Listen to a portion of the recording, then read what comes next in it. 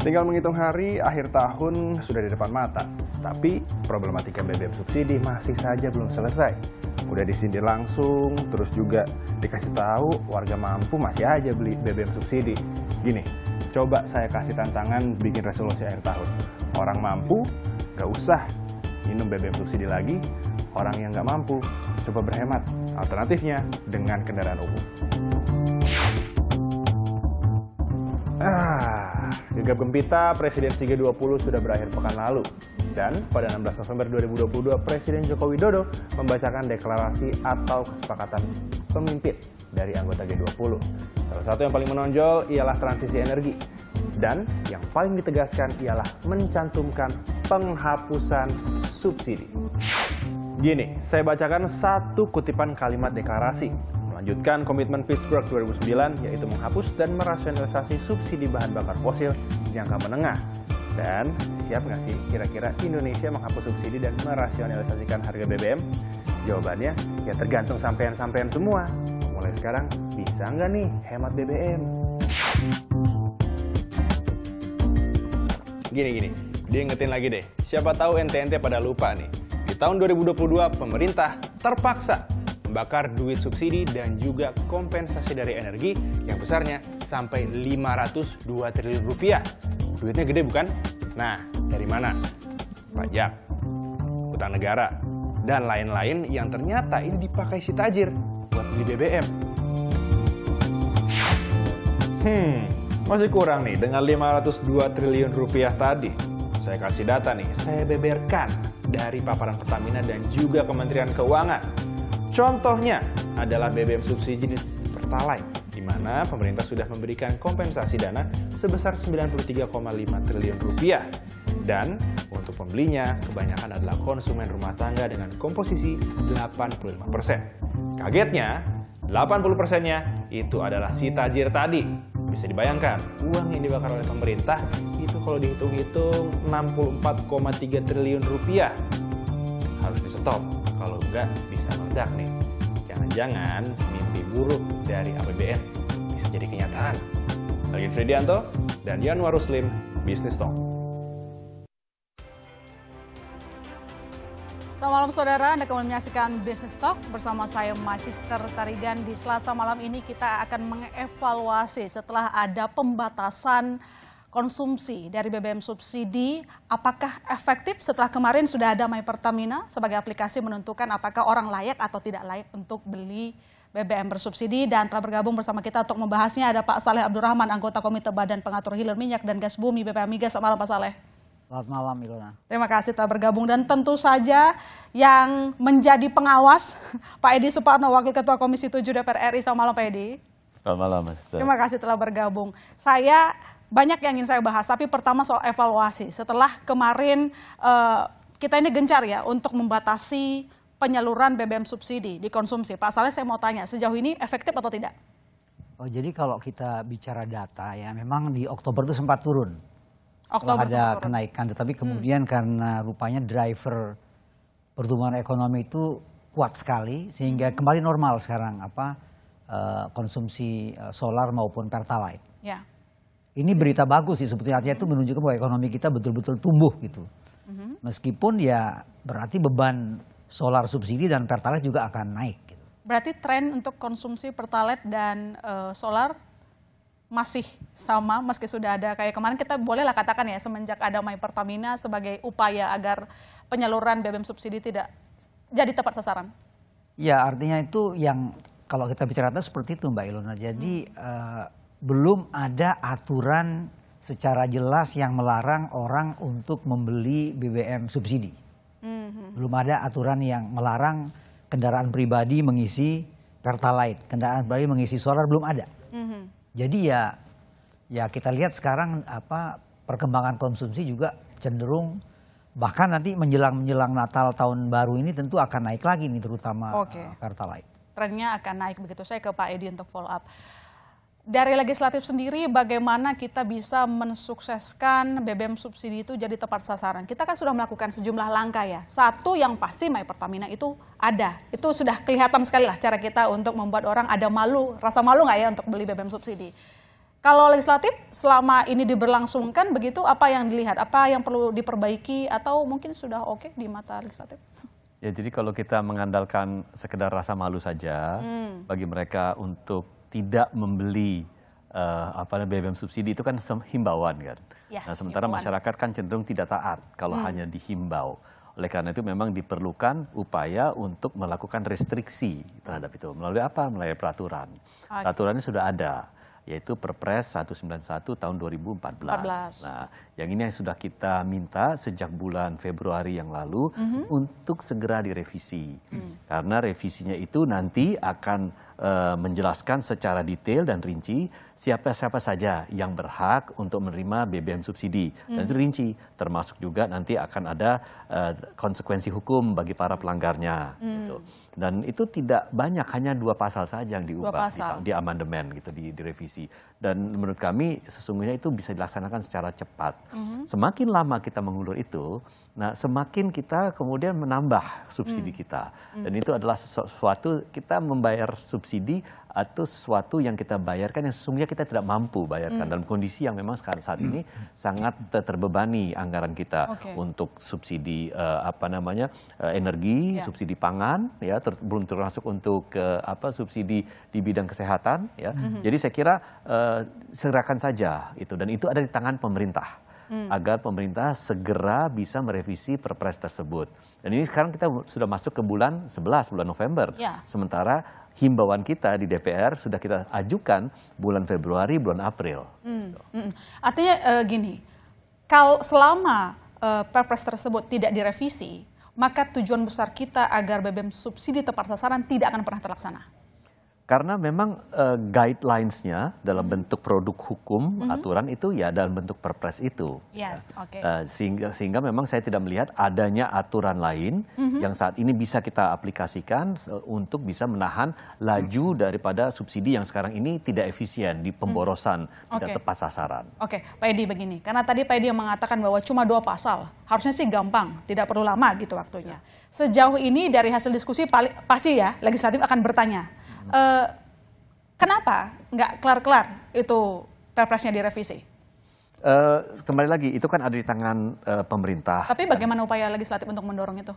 Kita hanya menjalankan fungsi pengawasan di samping legislasi dan penganggaran. Jadi dalam peran kita dalam melaksanakan fungsi pengawasan itu, kami sampaikan dalam setiap rapat dengar pendapat, baik itu dengan Pertamina, dengan Kementerian SDM, bahkan juga dengan Pak Saleh dan kawan-kawan di BPH Migas, ya.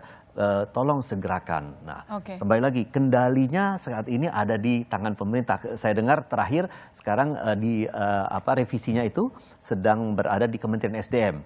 Jadi kami kembali lagi menghimbau kepada Kementerian SDM agar disegerakan. Karena memang kita sudah bicara ada alokasi subsidi untuk tahun 2022. Tapi 2022 kan bulan depan selesai. Bagaimana 2023 dan ke depannya? Itu jadi pertanyaan, supaya subsidi kita jangan kembali membengkak di tahun-tahun berikutnya. Setidaknya kalau nggak tahun ini, tahun depan kita sudah harus mulai begitu. Saya ke Pak Saleh kalau gitu. Pak Saleh mungkin bisa dijabarkan semendesak apa perlunya revisi dari Perpres nomor 191 tahun 2014 ini. Karena yang kita tahu berkaca yang kejadian tahun ini, ketika konsumsi naik karena aktivitas masyarakat sudah naik, akhirnya kemarin harus menambah kuota untuk BBM subsidi. Jadi sebetulnya 2 hal ya Mbak Ilona. Satu, sebenarnya di ketentuan untuk solar tuh udah ada ketentuan nih. Konsumen kendaraan pribadi itu maksimum 60 liter. Ya kan? Roda 4, penumpang barang 80. Nah, ini sebenarnya sudah jalan, tetapi di lapangan ini sulit dikontrol karena digitalisasi atau My Pertamina itu belum optimum. Kalau My Pertamina itu di register oleh sebagian besar masyarakat kita, itu pengisian berulang tuh tidak bisa terjadi lagi. Nah sekarang kan sering terjadi pengisian berulang nih karena antar SPBU itu belum ada komunikasi. Jadi kalau Ilona misalnya mengisi di SPBU ini 60 liter, harusnya habis saat itu. Tetapi masih bisa ngisi di sebelahnya. Karena sistemnya belum. Nah, My Pertamina itu mengkonek. Integrasi ya. Yang kedua yang Perpres. Apa impact kalau misalnya Perpres itu terbit? 2. Artinya itu konsumen solar itu sudah sangat terbatas. Ya kan? Jadi tidak lagi semua kendaraan pribadi plat hitam itu misalnya menggunakan solar. Ya. Bahkan plat kuning pun kita akan batasi, hanya yang membawa barang-barang pokok, sembako. Jadi yang mewah-mewah Pak Edi nggak bisa lagi menggunakan itu. Pertalite juga begitu. Ya. Jadi mobil-mobil dengan cc tertentu itu tidak bisa lagi mengisi. Tapi sekali lagi kuncinya adalah registrasi atau digitalisasi. Maka itu kami terus menghimbau agar registrasi My Pertamina tetap berjalan. Jadi nanti ketika misalnya pemerintah memutuskan menerbitkan regulasi itu Desember atau Januari itu sudah siap. Jadi kita tidak lagi menunggu waktu untuk sosialisasi My Pertamina. Ini yang kita harapkan tidak bosan-bosannya kita menghimbau masyarakat untuk mendaftar. Nah, meskipun saat ini regulasinya itu belum. Tetapi kan ini soal waktu. Tentu tadi juga Pak Edi sudah mengingatkan misalnya pemerintah. Tapi kita yakin bahwa pemerintah juga memikirkan banyak hal. Ya kan? Ini masa-masa recovery yang sangat kritikal. Jadi mesti dibiarkan dulu ekonomi ini tumbuh. Mungkin tahun depan kita belum tahu. Pak Saleh begini. Ini kan memang tujuannya adalah orang itu harusnya tahu porsinya untuk mengkonsumsi BBM subsidi atau tidak layak begitu. Tapi kan aturannya belum ada. Nah, bagaimana kita bisa begini sih, lebih tepatnya bagaimana Anda menjelaskan kepada masyarakat dampaknya apa kalau misalnya mereka membeli BBM subsidi. Toh mereka kan juga harus menyelamatkan isi kantong mereka pribadi gitu. Nggak ada larangan loh sebenarnya, tapi bentuknya himbauan. Ya, jadi begini, jadi subsidi jadi tidak tepat. Oke. Ya kan? Jadi harusnya kan subsidi itu digunakan untuk mereka-mereka saudara kita yang membutuhkan. Ya. Tidak hanya untuk sektor transportasi, tapi juga untuk sektor produktif lain, misalnya nelayan, petani, UMKM, ternakan. Itu juga kita harus jaga kuotanya. Ya kan? Kalau ini semua terserap ke transportasi umum yang terus naik ini tentu masyarakat kita yang untuk misalnya kasus Pertalite misalnya kan, masyarakat yang membutuhkan jadi tidak kebagian, apalagi solar. Ya kan? Solar ini nanti yang membutuhkan sekarang kan kendaraan niaga ya kan, yang membawa makanan dari pusat-pusat ekonomi rakyat ke pasar-pasar. Ini kan kos mereka itu akan terbantu dengan adanya subsidi. Kalau makanya ada juga pertanyaan, Pak, bagaimana dengan orang-orang yang tidak memiliki kendaraan? Apa yang mereka dapatkan dari itu?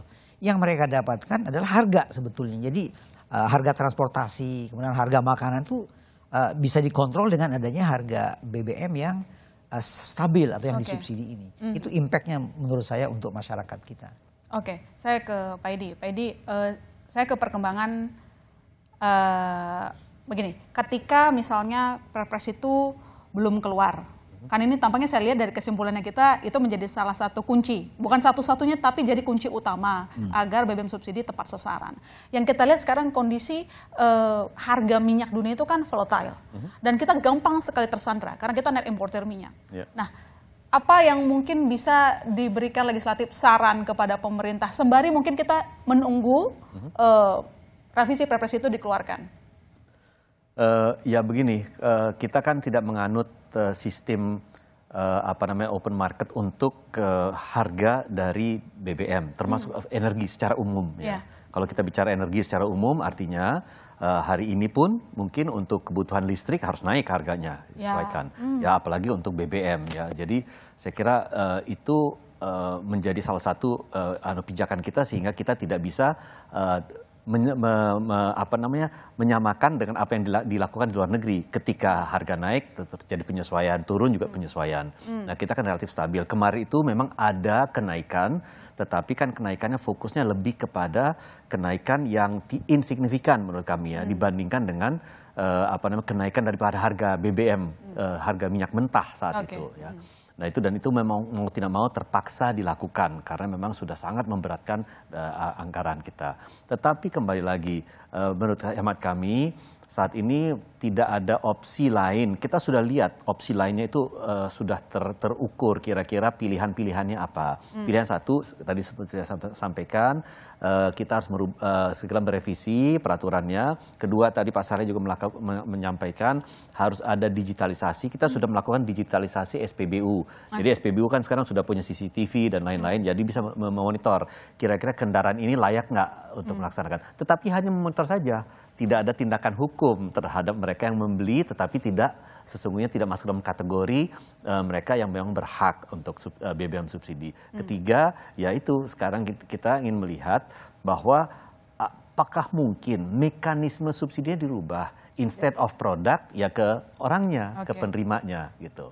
Ya dalam bentuk BLT gitu misalnya. Menurut saya itu lebih tepat sasaran. Menurut kami juga demikian dan sudah kami sampaikan di dalam rapat dengar pendapat dengan pihak pemerintah dalam hal ini. Oke, baik. Yang kita tahu juga kemarin ketika di KTT G20 ada kesepakatan untuk mengurangi subsidi energi. Apakah Indonesia siap untuk melaksanakan itu atau tidak? Jangan dijawab dulu Pak Edi dan juga Pak Saleh. Kami masih akan segera kembali, saudara.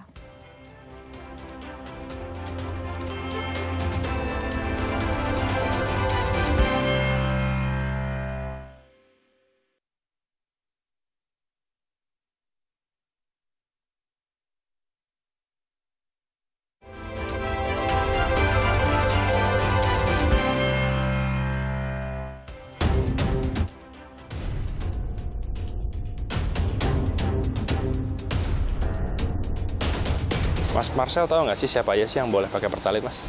Tahu sih, Mas. Siapa aja? Orang kurang mampu, terus juga kayak mobil operasional kantor gitu ya. Angkutan umum setahu saya di bawah 2000 cc deh kalau nggak salah ya. Mas, kalau misalnya ada orang atau mungkin institusi pemerintah ya atau mobil mewah lah memakai Pertalite, gimana Mas? Saya sih kurang setuju ya, apalagi kalau orang mampu yang pakai Pertalite, karena itu kan subsidi emang buat orang kurang mampu sebenarnya. Kesel sih ya, karena kan itu peruntukannya buat orang-orang yang kurang mampu gitu, jadi kan kasihan jatah mereka jadinya diambil. Nah itu kan BBM bersubsidi untuk rakyat kecil lah ya, saya punya uang untuk beli yang lebih, kenapa harus pakai Pertalite gitu. Setuju nggak sih kalau misalnya orang-orang yang punya mobil mewah itu dilarang pakai Pertalite? Setuju banget, karena kan kalau kita pakai Pertamax satu di atasnya kan malah bikin mesin lebih sehat ya dibanding pakai Pertalite. Setuju banget, karena harusnya kalau mereka bisa beli mobil di atas 300, harusnya mampu dong buat beli bensin yang nggak subsidi. Kan memang tujuannya itu ya, tujuannya kan dibatasi untuk orang-orang yang kurang mampu. Yang mampu ya isilah sesuai dengan kemampuannya.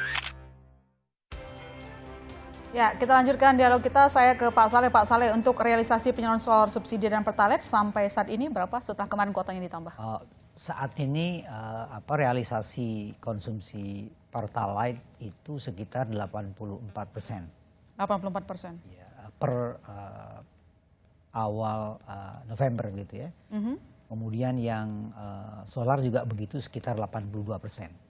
Jadi menurut saya sih dari sisi kuota, mudah-mudahan jika tidak ada peningkatan yang signifikan, ini cukup untuk kita sampai akhir tahun. Nah, dari catatan mungkin koordinasi dengan Pertamina begitu ya, itu paling banyak yang konsumsi solar sama Pertalite itu apakah masih orang yang mampu?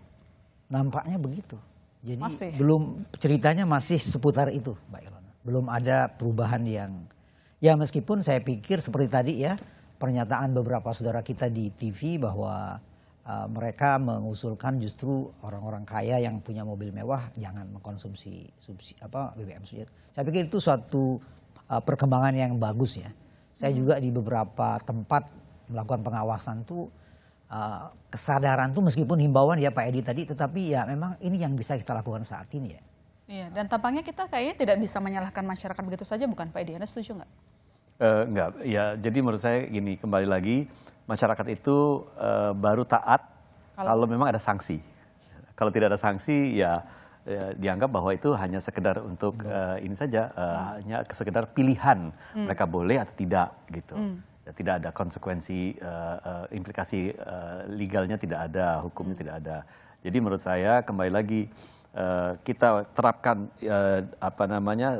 regulasi yang ketat, atau kita kemudian menerapkan sistem melalui otomatisasi dan digitalisasi ya, atau terakhir ya tadi saya sampaikan mekanismenya diubah.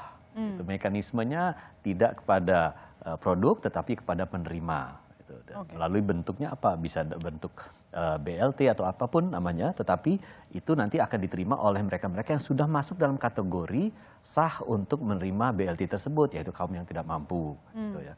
Jadi saya kira pilihannya sudah ada di depan mata, tinggal kita sekarang maunya bagaimana ke depannya. Saya nanti akan follow up soal BLT tersebut yang menjadi solusi jitu kita sih selama ini ketika harga minyak dinaikkan. Kemarin minyak subsidi yang dinaikkan. Kemarin dari penyelenggaraan KTT G20, 20 negara ini sepakat bahwa kita harus mengurangi subsidi energi karena dianggap inefisien begitu. Indonesia sendiri mungkin tidak, Pak Edi. Karena kalau kita lihat catatan setidaknya dari tahun 2017, anggaran untuk subsidi energi terus naik. Di tahun 2022 itu 502. Tentu ini tidak hanya BBM ya, tapi ada LPG dan juga listrik. Memungkinkan tidak?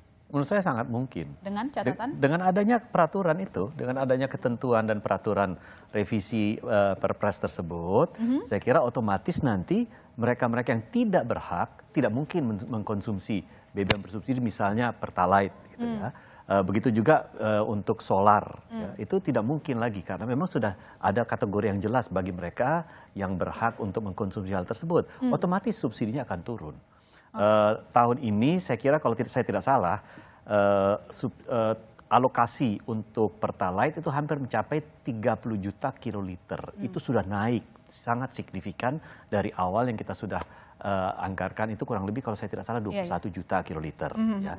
Nah, otomatis kalau memang itu sudah dibatasi dengan kategori yang jelas siapa saja yang berhak, bagaimana apa penyalurannya, misalnya jenis-jenis kendaraan, CC-nya tertentu atau peruntukannya misalnya untuk sosial, ambulans, apa mobil sayur dan lain-lain, itu otomatis akan berkurang.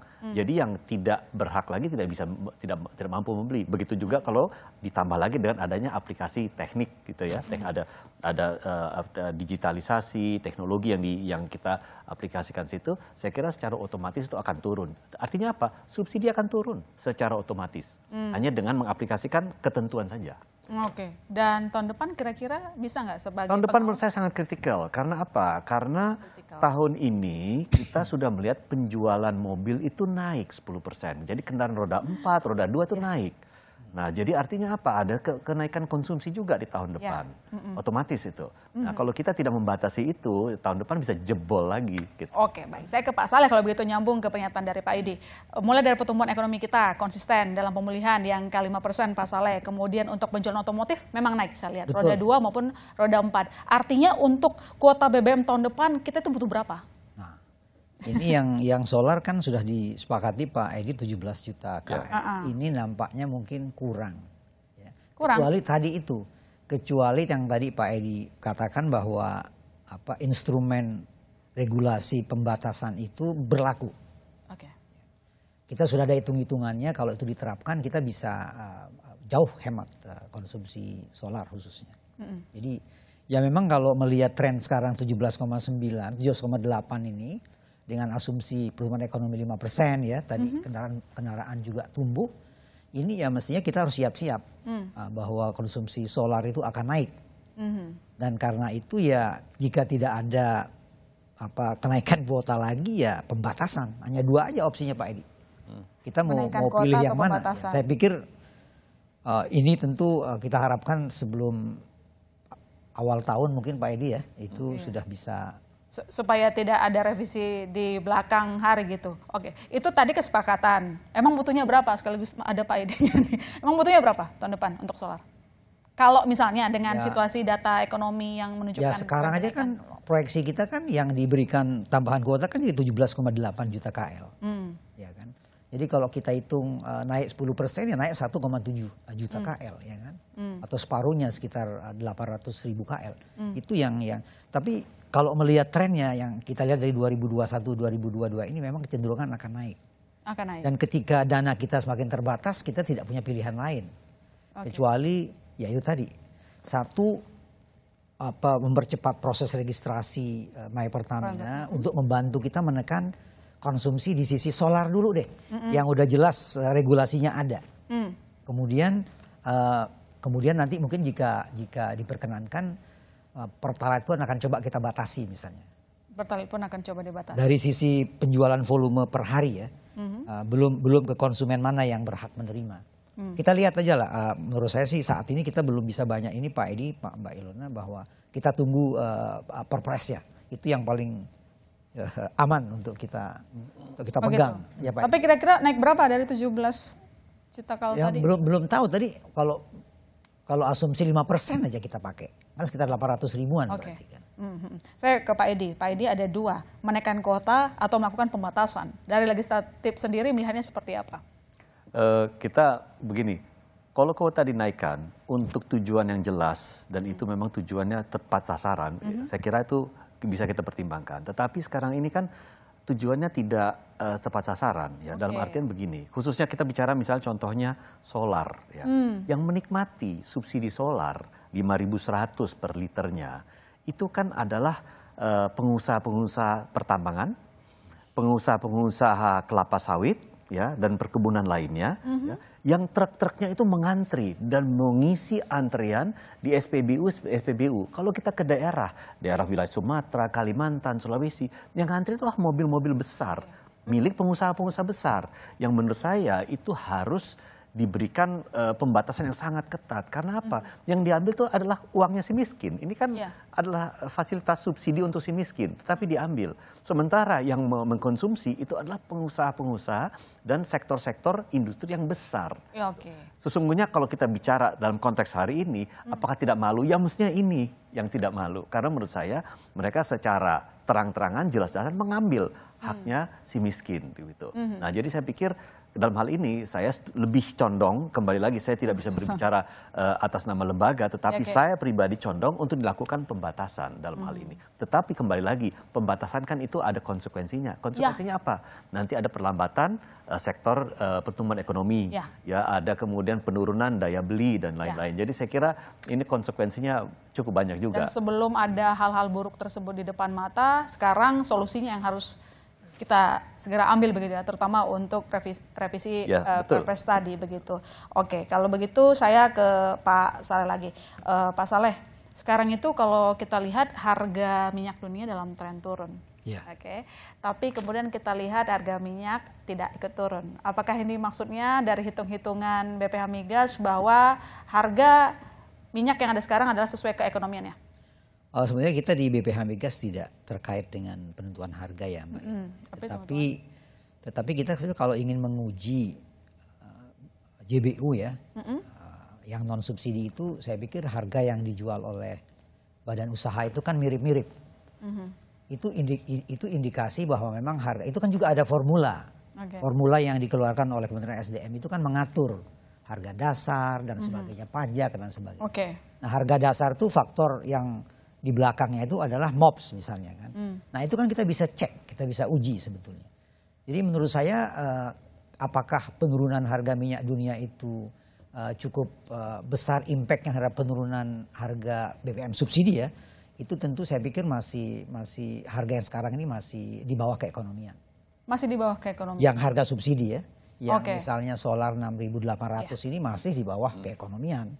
Harganya mungkin sekarang masih sekitar 12 sampai 15 ribu rupiah per liter ya, masih jauh. Baik, Pak Edi, kita menurut Anda sanggup tidak kalau misalnya kita menentukan harga mengikuti mekanisme pasar? Kalau lagi naik ya naik, kalau turun ya turun, terutama untuk yang subsidi. Karena sekali lagi kan ini harga minyak dunia lagi turun.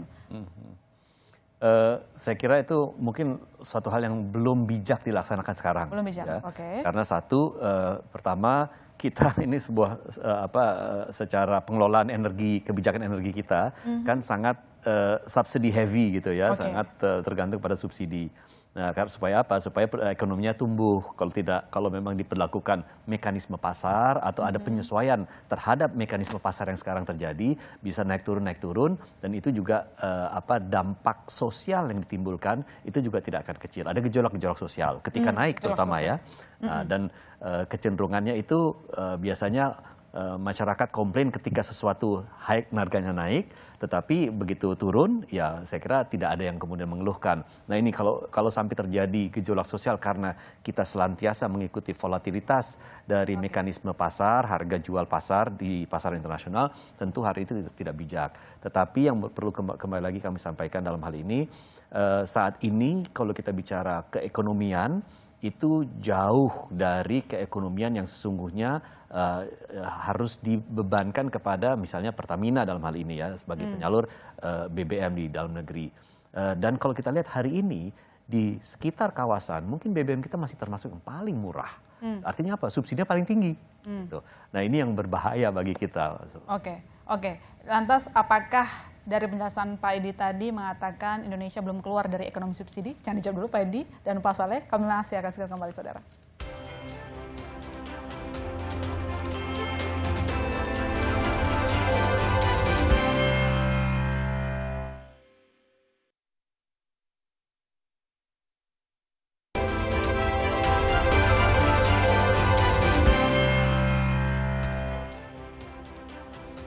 Ya, kita lanjutkan diskusi kita dan telah bergabung di segmen ini Mbak Titis Nurdiana, wartawan senior Kompas. Selamat malam Mbak Titis. Selamat malam Mbak Ilona, selamat malam Pak Saleh dan Pak Edi. Selamat malam. Tadi kami sudah panjang berbincang dan Mbak Titis juga sudah mendengarkan. Yang terakhir adalah KTT G20 sepakat untuk mengurangi subsidi energi. Kita sebagai negara yang bukan sering kali sih, memang sangat tergantung sama subsidi energi dan setiap tahun anggaran terus naik. Untuk 2022 itu 502 triliun rupiah. Bisa tidak dari pandangan redaksional kita melaksanakan itu? Tadi sebetulnya sudah disebutin Pak Saleh dengan Pak Edi bahwa kita tuh sebetulnya ekonomi kita itu masih heavy subsidi. Subsidi artinya apa? Bahwa daya beli yang sekarang ini tumbuh 5,7% di drive-nya selain dari komoditas, itu juga dari subsidi sebetulnya. Karena apa? Karena memang faktanya kita itu memang ekonomi dalam negeri yang tumbuh untuk menopang pertumbuhan yang ada. Itu sebetulnya yang terjadi. Nah, ketika G20 itu sepakat bahwa kita mengurangi subsidi, meskipun itu komitmen tanpa keharusan, dalam tanda kutip komitmen tanpa keharusan, artinya memang kita arahnya sana. Concernnya adalah bagaimana kita mengurangi subsidi. Nah, di Indonesia menjadi berat karena ketika kita dituntut seperti itu, maka salah satu yang tertinggi, kalau tadi Mbak Ilona nyebutin 520, Pak Saleh ya, tolong koleksi saya kalau jika ini sebetulnya kan ketika kuota ditambah nilainya menjadi naik 650 triliun. 650 triliun. Nah, itu kan sangat besar. Sangat besar dan ini jelas-jelas kalau 650 itu kita breakdown maka sumbangannya ke PDB luar biasa besarnya karena tapi sebetulnya ketika tadi Pak Edi bilang bahwa memang harus ada mekanisme yang diubah, subsidi itu bukan ke produk tapi ke konsumen, ke masyarakat. Ini sudah saatnya bahwa pemerintah itu memilah bahwa memang yang disubsidi supaya tepat sasaran itu adalah ke masyarakatnya. Masyarakat yang membutuhkan. Alatnya apa? Alatnya adalah Presiden sesegera mungkin mengeluarkan perpres itu. Apapun bentuknya, siapa yang dilarang untuk mengkonsumsi BBM bersubsidi itu harus terang dan jelas. Supaya apa? Ya sekali lagi bahwa namanya kita pengen mengurangi subsidi, maka harus tepat sasaran. Nah, tepat sasaran itu instrumennya tentu saja bermacam-macam dan pemerintah saya yakin bahwa kendalinya sebetulnya ada di pemerintah, keberaniannya ada di tangan pemerintah. Ketika pemerintah memutuskan, oke, kita batasin pembelian untuk mobil jenis ABC, maka itu harus ada sanksinya. Nah, tadi kan sebetulnya ada My Pertamina, kemudian Pak Edi menyebut bahwa sebetulnya itu di SPBU juga sudah dilengkapi CCTV dan segala macam. Nah, sebetulnya itu kan bisa terkoneksi ya Pak Edi ya, terkoneksi dengan misalnya denda ketika mau melakukan publik, misalnya mau STNK, SIM atau segala macam, ketika tertangkap, tercapture itu bisa dijadikan sebagai sanksi atau punishment. Tapi bagaimana kita itu lepas dari subsidi sekarang ini memang belum bijak karena faktanya ekonomi kita didrive oleh subsidi. Masyarakat bawah karena konsumsi rumah tangga ya. Iya, betul. Itu yang menjadi susah dan pekerjaan kita itu menjadi sangat besar dan ini menjadi tantangan yang serius bagi pemerintah.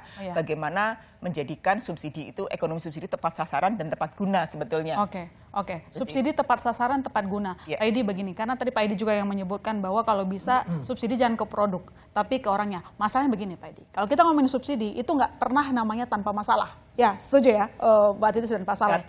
Data. Oke, saya ngomongin itu. Sebagai pengawas, Pak, selama ini apa yang sudah diobrolin sama regulator? Saya yakin semua punya cita-cita yang sama, bahwa ingin subsidi tepat sasaran. Tapi masalahnya kita selalu menghadapi perkara yang sama, data yang tidak tepat. Jadi mau keluarin aturan baru pun bukan ke subsidi produk, kita tetap was-was nanti berjalan lancar atau tidak. Silakan. Ya, saya kira kalau kita bicara data, COVID kemarin mengajarkan bahwa kita punya data yang akurat dan komprehensif itu sangat penting ya, karena COVID itu kan kemudian merupakan salah satu momen di mana kita bisa memperbarui dan memutihkan data agar penerimanya itu tepat sasaran, dan saya kira ini bisa dipergunakan sebagai modal data untuk kemudian dipergunakan juga dalam rangka untuk melaksanakan pemberian subsidi kepada penerima ketimbang produk. Dan saya rasa itu penting sekali. Memang ada kemudian yang mengatakan bahwa ya belum tentu nanti penerima subsidi kemudian memanfaatkan dana BLT atau dana bansos yang diterimanya untuk subsidi BBM dan diberikan untuk hal-hal yang lain. Ya. Tapi saya kira ya itu konsekuensi dari yang harus dia terima ketika dia kemudian membelanjakan untuk hal-hal yang sifatnya non BBM, tentu dia harus mengeluarkan dana lebih kan untuk membeli BBM. Jadi ujung-ujungnya kan memang dia juga ada kebutuhan BBM, dia harus membeli. Dan itu kalau dia mempergunakan dari dana yang tidak yang sudah dimanfaatkan untuk hal yang lain, tentu dia harus merogoh kocek lagi untuk membeli itu. Jadi menurut saya mungkin itu pilihan yang terbaik saat ini ya, di tengah-tengah permasalahan data yang kita miliki tentu, tetapi kan secara bertahap data itu kan bisa diperbarui dan diperbaiki ya. Saya kira tidak mutlak saat ini juga kita memiliki data yang akurat 100%, tetapi saya kira secara bertahap bisa. Dan menurut saya secara bertahap inilah kita kemudian mengurangi subsidi. Tidak bisa juga membalikan tangan dari siang menjadi malam.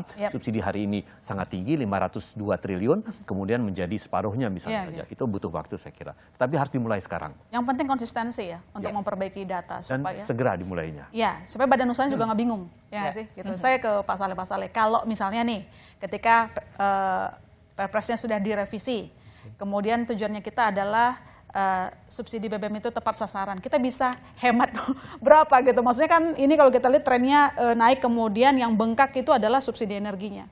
Sebenarnya kita ada hitung-hitungan sih, ada hitung-hitungan kemarin itu misalnya jika yang batasi konsumsinya itu misalnya yang boleh itu hanya yang membawa sembako. Nah, kalau sekarang ini kan tadi Pak Edi bilang mobil-mobil mewah, mobil-mobil barang yang membawa barang-barang mewah ya, kendaraan truk-truk besar roda 6 itu masih boleh menggunakan. Nah kalau itu kita cut, yang boleh hanya misalnya yang membawa sembako, itu kita bisa hitung impactnya besar sekali, sangat besar. Nah cuman kan mesti dihitung tadi termasuk yang disampaikan Pak Edi, jika misalnya kita convert dari subsidi harga ini ke subsidi langsung BLT, ini kan perubahan yang menurut saya cukup fundamental ya Pak Edi ya, dan ini mesti dihitung karena subsidi ini digunakan untuk kegiatan ekonomi juga oleh masyarakat kita. Nah ini harus dihitung betul sebelum nanti mungkin kita harus mutusin bahwa itu menjadi subsidi ke orang, ya, bukan subsidi di harga jual BBM. Saya pikir itu idealnya memang kita menuju ke situ.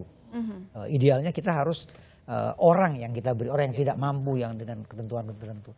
Tapi saat ini mungkin tadi itu Pak Edi bilang kita harus tunggu saat yang tepat dan kajiannya juga harus sangat komprehensif dan termasuk data yang Mbak Titis bilang tadi menurut saya. Oke, baik. Yang penting kerjasama. Kita jangan dari satu ekstrim ke ekstrim lain tanpa didukung oleh data dan analisis yang tepat. Gitu. Data sih selalu jadi inti sebetulnya. Persoalan supaya kita bisa mengambil kebijakan yang tepat begitu. Mbak Titis, saya melanjutkan ke keterangan Mbak Titis tadi, karena kan ekonomi Indonesia ini memang didrive oleh konsumsi rumah tangga, pun subsidi menjadi salah satu unsur di dalamnya. Tapi apa kabar kalau misalnya subsidi dicopot, pengaruhnya ke GDP per kapita gimana? Tentu saja yang ketika subsidi dicopot itu tentu saja ada penurunan daya beli, ada penurunan pendapatan. Nah, dengan begitu memang konsekuensinya adalah itu bahwa GDP akan turun, yang sekarang 4.000 lebih itu akan menjadi turun. Nah, itu menjadi problem yang serius sebetulnya, problem yang serius yang juga harus dipikirkan. Kenapa tadi kita bilang bahwa jangan-jangan memang belum waktunya sekarang itu kita itu masih dalam proses lah intinya, dalam proses bahwa ekonomi kita memang masih didrive subsidi, tapi secara bertahap memang harus dikurangi dengan cara yang tepat dan bijak. Nah, itu tentu saja tadi membutuhkan formula ketika kita memutuskan yang secara fundamental bahwa memang konsumen yang harus disubsidi bukan produk, maka harus instrumen yang lainnya itu harus bekerja. Kalau kita mengenal instrumen fiskal dan moneter ya Pak Edi ya di keuangan kita, maka instrumen sama juga sebetulnya di migas juga harus ada. Bagaimana BPH itu menggunakan instrumennya, kemudian bagaimana operator itu mentaatinya gitu, dan itu harus digunakan ketemu formula yang tepat ketika hubungan sinergis antara otoritas kemudian operator yang menjalankan itu sinergis. Maka itulah yang sebetulnya yang utama. Yang utama bahwa otoritas itu mampu menggunakan alat fiskalnya, misalnya alat fiskalnya, maka yaitu kebijakan akan terakselerate dengan baik oleh operator. Nah sekarang kan operator mau tidak mau harus menjalankan penugasan yang memang subsidi produk, gitu. Subsidi produk berapapun kuota yang ditambah tahun 2023 ya Pak Saleh ya. Kalau kita lihat kan sebetulnya pemerintah sudah memutuskan subsidinya juga besar ya Pak, 338 ya Pak Saleh ya. Dan masih ada duit cadangan sebetulnya. Tadi mengantisipasi jika solar ternyata naik lebih dari 17,9 juta kiloliter ya Pak ya. Ada duit cadangan yang jumlahnya besar, artinya apa? Ada kemungkinan ketika pertumbuhan ekonomi itu naik, subsidi juga naik, penggunaan juga naik. Sementara kalau kita lihat tadi bahwa tambang ya Pak ya, tambang perkebunan itu solar Pak, betul solar memang sudah ada instrumen peraturannya tapi punishment-nya tidak ada. Itu menjadi persoalan. Kemudian dari total banyak BBM, Pertalite juga banyak Pak, tapi pembatasan Presiden tak kunjung mengeluarkan aturan.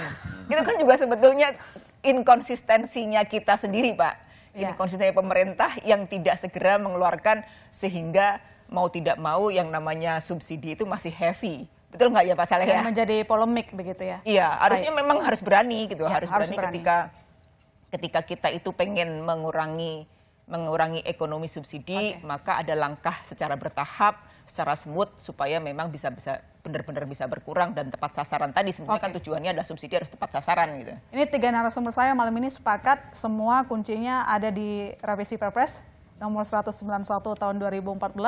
Semoga kalau nggak tahun ini, tahun depan atau pelaksanaan mungkin tidak tahun depan, yang penting sudah ada supaya kita tidak mengulang polemik yang sama. Pak Saleh udah punya bocorannya ya Pak Saleh ya, sudah tahu sebetulnya. Tapi nggak mau dibocorin sekarang. Ya, kita tunggu. Baik, masih banyak yang ingin kita diskusikan, tapi kita ada keterbatasan waktu. Yang jelas kita sudah menangkap diskusi ini membuka juga ya pengetahuan masyarakat kenapa sampai kemarin harga BBM subsidi terpaksa dinaikkan begitu. Saya ucapkan terima kasih atas kehadiran Pak Saleh Abdurrahman, anggota Komite Badan Pengatur Hilir Minyak dan Gas Bumi. Terima kasih Pak Saleh telah hadir di studio, dan tentu saja Pak Edi Suparno, Wakil Ketua Komisi 7 DPR RI. Terima kasih sekali lagi selalu bersedia hadir di Bitok, dan tentu saja Mbak Titis Nuriana, wartawan konten, atas pandangan redaksionalnya. Dan saudara jangan kemana-mana, kami masih akan segera kembali.